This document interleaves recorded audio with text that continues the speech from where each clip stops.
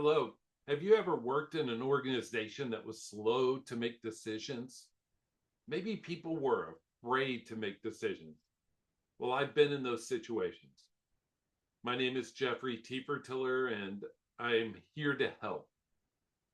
I have found that leadership creates ownership, which creates speed of decision making. Leadership creates ownership, which creates speed of decision making. Have you ever been in those organizations where everybody's afraid to make a decision because they think, oh, if I make a bad decision, I'm going to be fired or I'm going to be demoted or whatever? That's because there's no leadership and no ownership.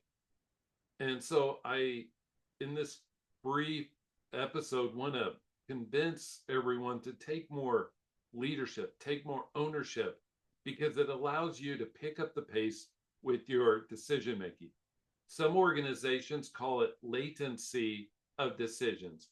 But one thing I can promise you that's the case today, and it will be even more so tomorrow, is the rates of change, the speed, the velocity, they're only picking up. And so if we are slow to make decisions and I just don't know, I need to put some thought into it, I need to do some more analysis, then you know what's going to happen is we're going to create this culture where everybody's going to be like that. And so you leaders need to take leadership.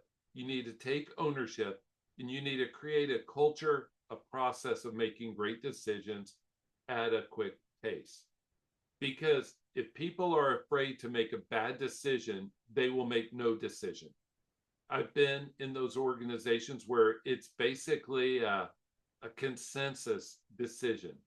And I probably told this story before, but when you have a consensus decision, you basically are the lowest common denominator.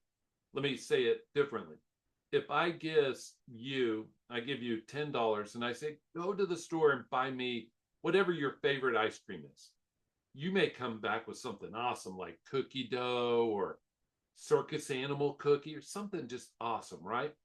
But if I told you, take 9 of your friends, here's $10, pick out one ice cream you all can agree on, it's probably going to be chocolate or vanilla, right?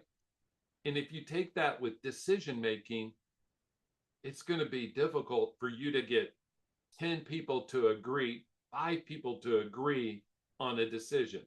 I've been married almost 25 years. My wife and I rarely, don't tell her I said this publicly, rarely agree on the path, the timing, whatever. One of us has to say, I will allow you to be the leader in this situation, because otherwise it slows down that decision making. And there's a lot of time in our personal life, in our professional life, we need speed of decisioning. So you leaders, take this as an encouragement. Speed up your decision making by taking ownership of that decision and owning that consequence. I will leave you with one thing. You will have imperfect data to make that decision. That's assumed. There is no perfect data. But second of all, you need to create this process where you have iterative decision making. You make a decision. Okay, let's evaluate. If it's not the right one, let's change course and move on. I was consulting, mentoring with this young man just today, the day I'm recording this, and he's trying to figure out, what should I study in school? Where should I go? All of that sort of thing. So don't think that you have to solve it all today. Solve the first step, make that decision, make the best decision you can, and then reevaluate, reassess. And that's what I would tell you leaders as well.